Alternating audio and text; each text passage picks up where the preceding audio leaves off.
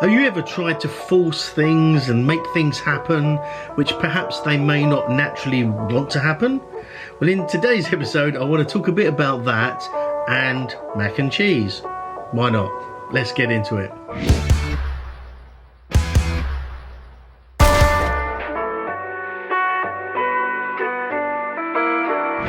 Welcome back, hope you're doing well.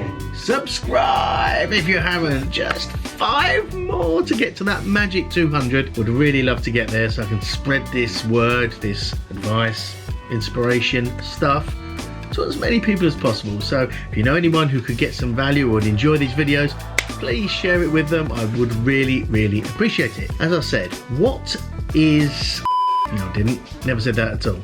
Have you ever tried to force something to happen, a situation or a particular event, and there was that sort of feeling perhaps it wasn't sort of going to do it itself, and you sort of felt that, I want this, I'm going to make it happen. I want to talk about today about literally that, and how it's often that kind of perhaps wanting for it to happen is probably the thing that's stopping it from happening, and ultimately will kind of cause the whole thing to fall apart.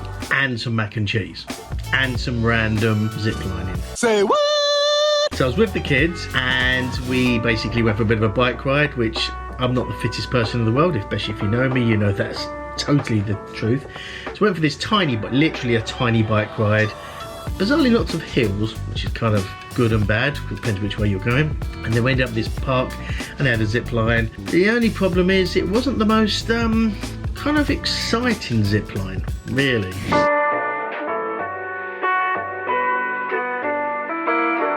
But it was fun, we had a good laugh, it was all groovy. And also for dinner, I thought, well, let's make some mac and cheese. Let's do some mac and cheese. So I whacked in some mac and cheese, and yeah, this is how that went. Kids have got pizza and something as a snack to go with it. So I'm here, macaroni and cheese, I just fancy doing it. So I'm gonna whack this in the vlog, because why not? First things first, we've got to chop the onion. Normally, I don't know if macaroni and cheese even has onion in it, but I just fancy some onion. Bit of onion, bit of garlic, bit of cheese. I'm actually going to put ham in there as well.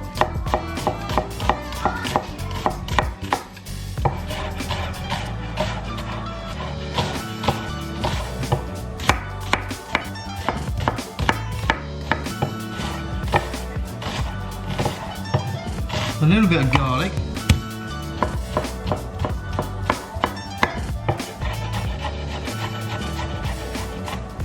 Should do it.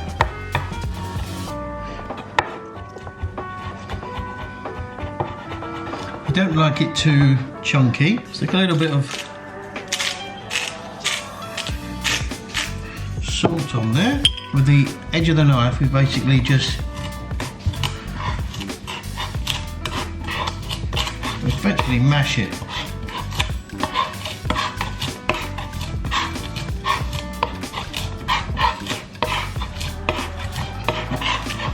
The salt helps to break it down, it's a bit of an abrasive. And you end up with that, which is your mashed garlic. So, butter, cheese, milk, and ham. So I'm going to get a couple of slices of ham. Just going to slice this up roughly like that, and then just probably in half once. Essentially what we'll be doing is making a roux, white sauce, and adding the cheese in to make the cheese sauce. Then I'm going to saute off the onions, add the garlic, saute off the ham to kind of roast that a little bit, mix that in with the mixture, into the pasta, into the oven. Choppers are good. So here we are by the stove. So for that roux, you want equal amounts of butter and flour. We're going to be using about that much butter into the pot. Roughly an equal amount of butter. We will melt down the butter, cook out the flour. Once we've got that, then we can add in the milk and we're all Gucci. So now I've got the onions in, get this heat down.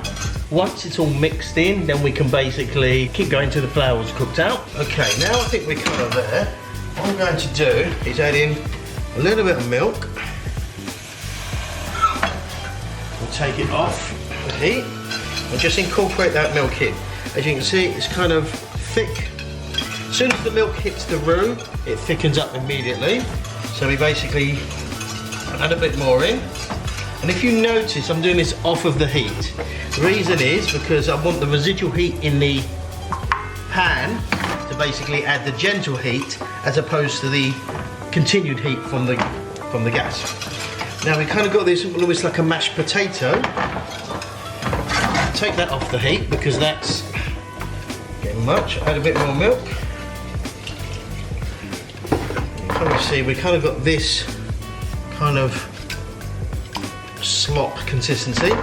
That's fine because remember the whole point of the roux is to thicken. So we want a thick sauce, but obviously we don't quite want it that thick.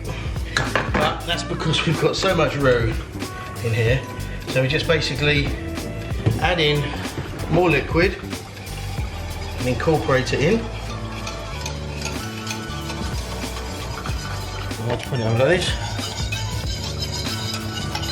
See, it's now much runnier, which is kind of what we want. It's still a thick sauce, so we're good. Put that back on the heat now. It will help to then cook that further. The garlic and the ham.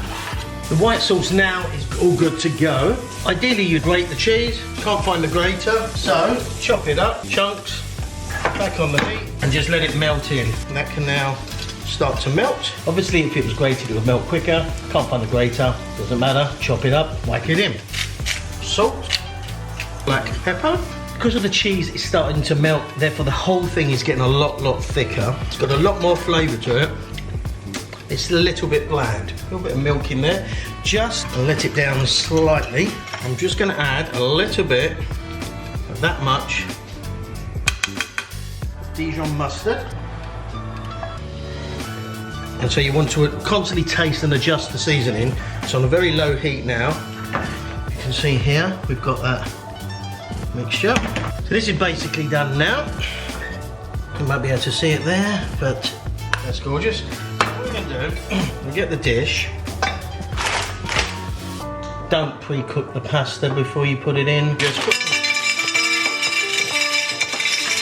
so as you've clearly noticed, it's not macaroni, it's actually rigatoni. Let's speak Italian. We haven't got any macaroni. Basically, macaroni cheese is essentially a cheesy pasta bake. So once we've got that in there, we essentially pour this over. Once that's out, obviously just spread it around. Now there should be enough moisture in there to cook the pasta. Now we can basically pimp this slightly. 5 minutes later. If Jamie hadn't run off with the crisps. So I was going to put some like crumbled up crisps on top. Don't have to, doesn't matter. That's good enough as it is. That's now going to go in the oven until it's done. 15-20 minutes, I suppose, thereabouts. So I'm going to put that in the oven now, and then it comes out and it's done. There we go, there it is in the oven, ready to cook. A little later. They didn't really want mac and cheese. I thought they loved it. Apparently they only love it at school. So now we've done the zip lining, the mac and cheese. Now let's get on to the meat of the sandwich. You know what I mean. So about forcing situations and how that can work against you. So in the situation where you maybe sort of start in a relationship, or you're kind of in the early stages and you kind of want it to happen, you sort of want that to develop and kind of things to progress as they naturally do. Now there's nothing wrong with that in itself. Yeah, that's human nature, that's normal. But the problem is of kind of wanting it really to sort of happen is then you're in the danger area of sort of almost forcing it to move maybe quicker than perhaps it would do normally, and to make sure it really happens.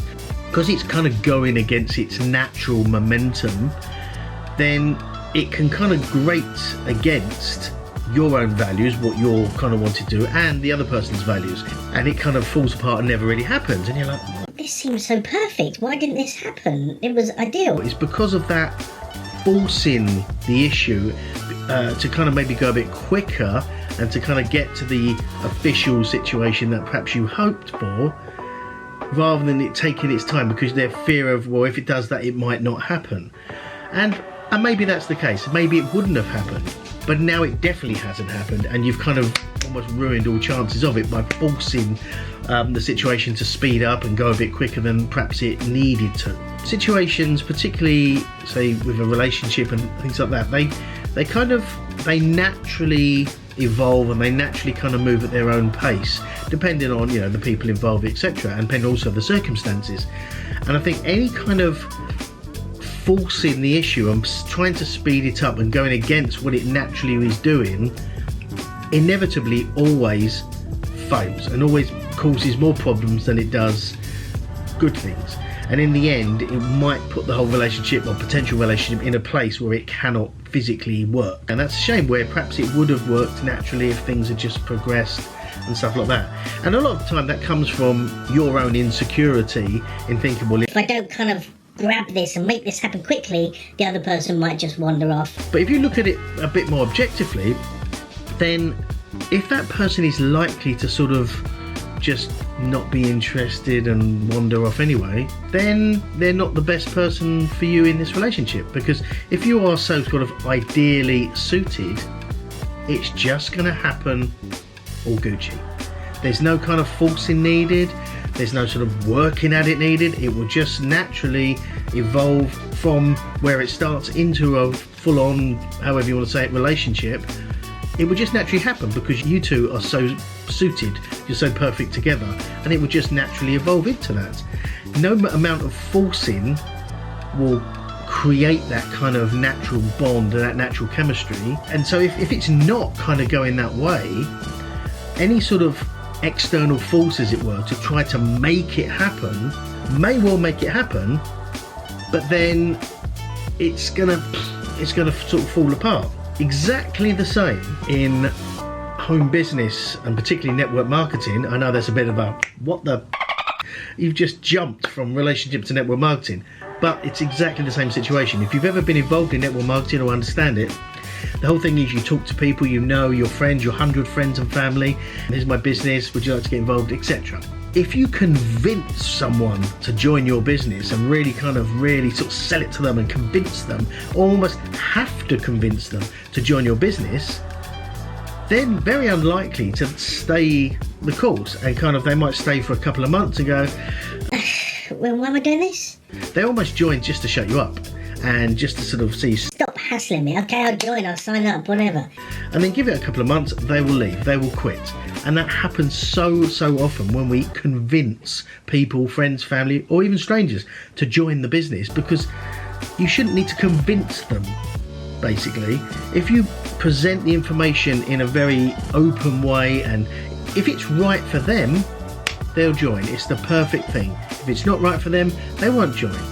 Forcing them, convincing them, or hard selling them into joining, firstly they may not, and may just run for the hills, and you've kind of ruined that potential relationship in the future.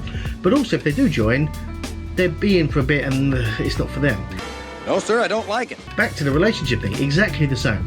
If you essentially, you know, have to really work and to get someone to be in a relationship with you because you're trying to speed it up for fear, for your own insecurity that they may run off or not be interested, then it's unlikely that will ever solidly work, because you've had to almost hard sell them or convince them that you're the best partner for them. But the point is that forcing things to happen, I've used relationships as an example because it's a good example, but also network marketing.